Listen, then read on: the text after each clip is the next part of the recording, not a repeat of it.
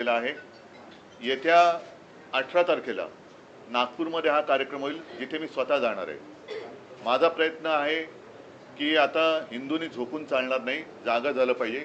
आपल्या हिंदुत्वाचा, आपल्या हिंदू धर्माचा दुरुपयोग करून जर लुटण्याचा कार्यक्रम कोणी करत असेल तर त्यांना आता त्यांची जागा दाखवण्याची वेळ आलेली आहे। एकूणच काय की सध्या देशामध्ये फार विचित्र परिस्थिती आहे। मी मागेही बोललो होतो, कदाचित तुमच्याशीच बोललो होतो का आणखीन कुठे बोललो होतो कल्पना नाही मला, पण बऱ्याच वर्षानंतर देशात आणि महाराष्ट्रामध्ये विरोधी पक्षाला प्रचंड काम आहे। कारण जिथे बोट दाखवू तिथे भ्रष्टाचार चाललेला आहे। रस्त्यावरती खड्डे आहेत, पण रस्ते करणाऱ्यांचं ज्यांचं काम आहे ते गडकरी साहेब इथेनॉलवरती बोलत आहेत। तर एकूणच काय की अंधाधुंद कारभार सुरू आहे। आणि म्हणून मग मी असं ठरवलं की प्रत्येक वेळेला एकाच विषयासाठी प्रेस कॉन्फरन्स घ्यायची। आणि आज मी जो विषय घेतलेला आहे हा विषय साधारणतः गेले किमान महिनाभर चालू आहे, पण दुर्दैवाने म्हणावा तसा तो लोकांपर्यंत जरी पोचला असला तरी लोकभावना त्याच्यावरती व्यक्त होत नाहीयेत। आणि तो विषय म्हणजे दिल्लीमध्ये जंतर मंतर येथे आपल्या अभिजित दिपके यांनी जो विषय उचलला तो अनेक युवकांच्या किंवा मी तर म्हणेन देशातल्या प्रत्येक युवकाच्या भवितव्याचा विषय आहे। नीट परीक्षेचे पेपर फुटले, त्याच्यानंतर अनेक विद्यार्थ्यांनी आत्महत्या केल्या, कोणी त्याच्याकडे लक्ष दिलेलं नाहीये। सरकारला वेळ नाहीये, सत्ताधारी पक्षाला इतर पक्ष फोडाफोडीमध्ये जास्त रस आहे, पण जिथे देशाचं नशीब फुटतंय, विद्यार्थी आत्महत्या करतायत, त्यांच्याकडे लक्ष द्यायला त्यांना वेळ नाहीये। आणि मी आजची जी पत्रकार परिषद घेतलेली आहे ती त्या आंदोलनाला आणि सोनम वांगचुक यांना पूर्ण पाठिंबा जाहीर करण्यासाठी मी ही प्रेस कॉन्फरन्स घेतलेली आहे। सोनम वांगचुक एक मला येऊन भेटून गेल्या महिन्यामध्ये नेहमी मला त्यांच्याबद्दल एक आदर राहिलेला आहे। त्यांच्या खरं म्हटलं तर बुद्धिमत्तेचा देशाने उपयोग करून घ्यायला पाहिजे, पण अशाही व्यक्तीला देशद्रोही ठरवून तुरुंगात टाकलं जातं। आज ती व्यक्ती तिकडे आमरण उपोषणाला बसलेली आहे, दिवसागणिक त्यांची तब्येत खालवत चाललेली आहे। 16 दिवस झाले। मी एक 4 दिवसापूर्वी मुद्दामून अरविंद सावंत यांना त्यांच्या भेटीसाठी पाठवलं होतं। मी फोनवरून त्यांना विनंती केली की सोनमजी तुम्ही प्राणांतिक उपोषण करू नका, कारण तुमच्यासारख्या व्यक्ती या देशाला पाहिजेत आणि सरकारला काय पडलेलं नाही। अशा एक एक व्यक्ती जर आपणहून जात असतील तर सरकारला ते हवंच आहे असं नाईलाजाने मला म्हणावं लागतंय। आज कोणाच्या लक्षात असेल किंवा नसेल, 2018 साली JD अग्रवाल यांनी गंगेसाठी आमरण उपोषण केलं होतं। मला वाटतं 115 दिवसाचं उपोषण होतं। काय होतं त्यांच्या उपोषणाचा विषय? स्वतःसाठी काय मागत होते का? तर गंगेमध्ये जे काय सगळं बट्ट्याबोळ झालेला आहे गंगेचा, त्याबद्दल त्यांनी त्या उपोषण केलं होतं। त्यांनी प्राण सोडला, कोणी त्याची तशी म्हणावी तशी दखल घेतली नाही। गंगेत अजूनही त्याच्यानंतर कोरोना आला, गंगेमध्ये मृतदेह सोडले गेले, सगळा बट्ट्याबोळ चाललेला आहे। आणि आज देखील सोनम वांगचुक यांची प्रकृती ही दिवसागणिक खालवत चाललेली आहे। मी तर म्हणेन आज आता असा एक क्षण आलेला आहे, जरी मी या एका विषयासाठी प्रेस कॉन्फरन्स घेत असलो तरी सगळ्या जणांनी सगळे विषय घेण्याची आवश्यकता आहे असं नाही। मात्र एखादा विषय जरूर असा असायला पाहिजे की त्याच्यावरती देशातल्या सर्व राजकीय पक्षांनी एकत्र यायला पाहिजे।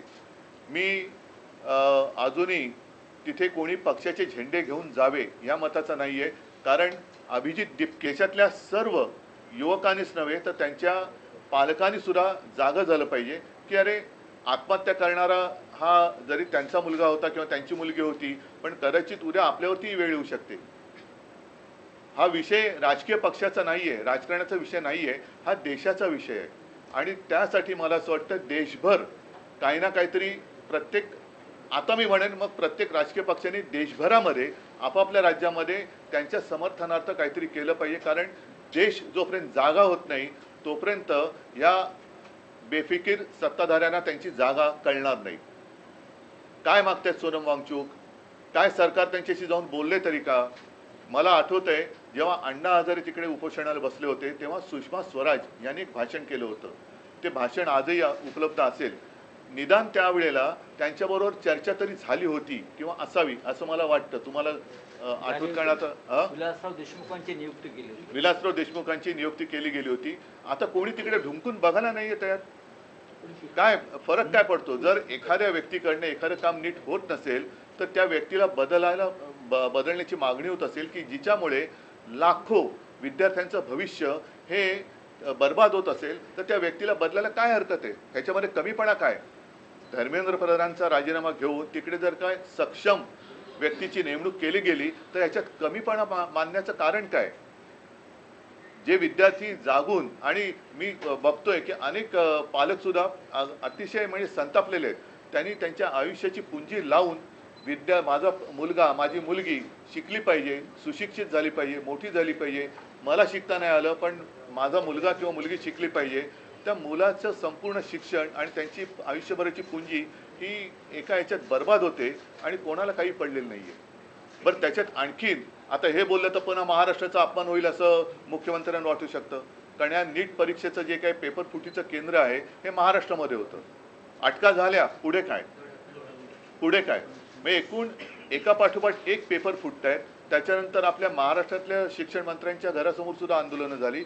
तर कोणाला कारभाराची काही चिंता नाही आहे, देशात काय चालले त्याच्याबद्दल काय पर्वा नाही आहे. आम्ही आपले परदेशात फिरतो, आम्हीच आपले भाडीचे तट्टू आणून आमचं स्वागत करून घेतोय आणि सगळं काय आबादी आबाद आहे असं भासवतोय. हे मला वाटतं चांगलं लक्षण नाही. आज परत एकदा सांगतो, मी शिवसेनेतर्फे सोनम वांगचूक आणि या मुलांच्या आंदोलनाला पूर्ण पाठिंबा जाहीर करत आहे आणि ज्या ज्या वेळेला शक्य असेल, जिथे आम्ही उतरण्याची गरज असेल तिथे महाराष्ट्रभर आम्ही तर उतरूच.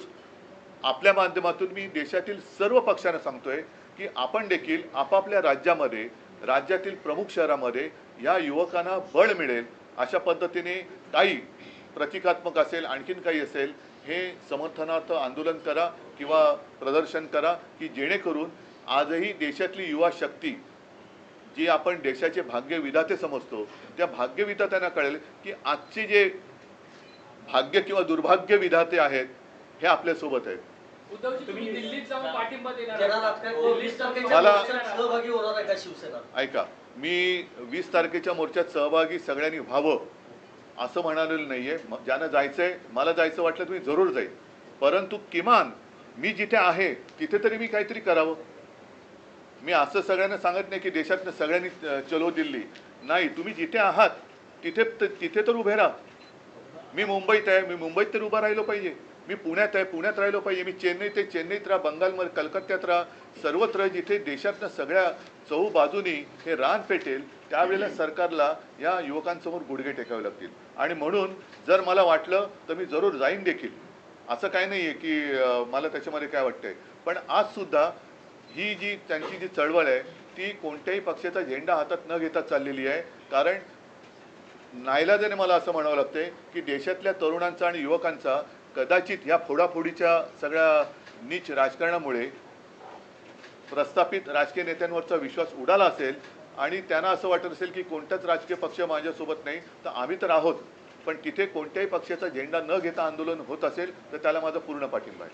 राज्यभरात विषय असा आहे की तुम्हाला असं वाटतं का, कारण तुम्ही इंडिया अलायन्स मध्ये एक प्रमुख पक्ष आहात, तर देशाच्या विरोधी पक्ष नेत्यांनी म्हणजे राहुल गांधींनी या व्यासपीठावर जाऊन या आंदोलनाला समर्थन दिलं पाहिजे? जरूर. म्हणजे माझं तर म्हणणं आहे, मला वाटलं तर मी सुद्धा जाईन. राहुल गांधींनी गेलं पाहिजे.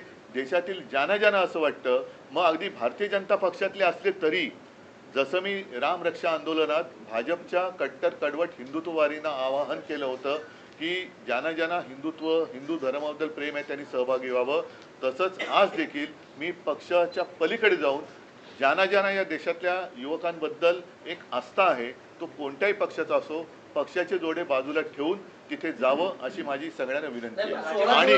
आणि नाही तर किमान आपण जिथे आहात, म्हणजे आता जसं तामिळनाडूमध्ये स्टालिन आहेत, ते विजय आहेत, केरळामध्ये आता काँग्रेसचं सरकार आले, कर्नाटकात आहे, तिकडे ममता दिदी जरी विरोधी पक्षात असल्या तरी सर्वांनी, अखिलेश आहेत उत्तर प्रदेशमध्ये, छत्तीसगडमध्ये कोण असतील, झारखंडमध्ये कोण असतील, तर संपूर्ण देशात किमान त्या राज्यातल्या प्रमुख शहरामध्ये सगळे जर का रस्त्यावर उतरले आणि याला पाठिंबा दिला तर मला वाटतं देशात देश त्यामुळे 16 दिवस आंदोलन सुरू आहे. राहुल गांधी जिथं राहतात हक्केच्या अंतरावर आहे. तिथून जनता बघा हा गेलेले नाही. विषय राहुल गांधींच्या भविष्याचा नाहीये. हा विषय देशाच्या युवकांच्या भविष्याचा आहे. म्हणून आपण त्याच्यावरती चर्चा करूया. कोणी काय करायचं, समजा आज मी प्रेस घेतली नसते, मला तळमळ वाटली, मी घेतली.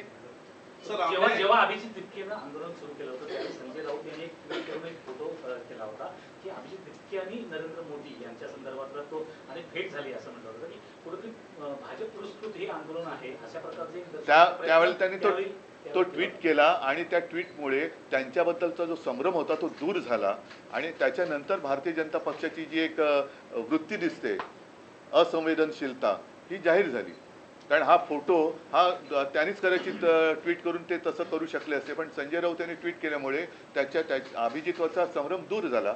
आणि आता जे दिसते म्हणजे आता सोनम वांगचूक हे मी त्यांना स्वतः विनंती केली की तुम्ही असं करू नका, उपोषण सोडा, पण तो माणूस तो मेरा कुछ भी होने दो लेकिन देश का भला होना चाहिए. आता अशा व्यक्तीसमोर आपण काय बोलायचं.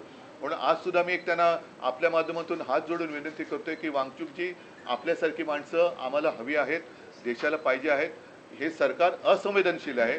आपल्यासारखे लोक राहिली काय न राहिली काय सरकारला काही फरक पडत नाही, पण आपल्या बुद्धिमत्तेचा देशाला आपल्या बुद्धिमत्तेची देशाला गरज आहे. कृपा करून उपोषण सोडा. आम्ही सगळे किंवा आपण सगळे एकत्र मिळून ह्या देशाला सांभाळू. मागच्या काही वर्षांपासून एक पांडा पडतोय. शेतकऱ्यांचं आंदोलन असेल किंवा कोणाचंही आंदोलन असेल, महिनो ते चालत राहतं. परंतु सोनम वांगचूक यांचं आंदोलन हे आमरण उपोषण आहे आणि पुढे जाऊन असं काही भरवाई होऊ नये यासाठी तुम्ही विरोधी पक्ष म्हणून सरकारवरती, केंद्र सरकारवरती सुद्धा दबाव आणण्याचा प्रयत्न करणार आहात का? कोणाशी मी आता जे बोललो तर तेच आहे. अधिवेशन जे चालू होते, संसदेचं अधिवेशन 20 सुरू होते. तारखेला पार्लमेंटच्या पहिल्याच दिवशीचा विषय पार्लमेंटला घेतला. आज पार्लमेंट सुरू होतंय. हो, खासदारांची काय भूमिका? 20 तारखेला आमचे खासदार तर या विषयावरती दणानून सोडतीलच, संसद दणानून सोडतील. पण त्यावेळेला राहुलजींना सुद्धा मी विनंती करतोय, सर्व पक्षाच्या खासदारांना सांगतोय, अगदी भारतीय जनता पक्षाच्या खासदारांना सांगतोय की तुमच्यात जर माणुसकीचा एखादा अंश शिल्लक असेल तर ह्या आंदोलनात सहभागी व्हा. उद्धवजी असं म्हटलं जातंय की प्रेस कॉन्फरन्स मध्ये 3 लोक नेहमी असायची, 2 खासदार तुमचे आणि माझे. ठीक आहे. आता मला असं वाटतं की हा विषय संपूर्ण तुमच्या माध्यमातून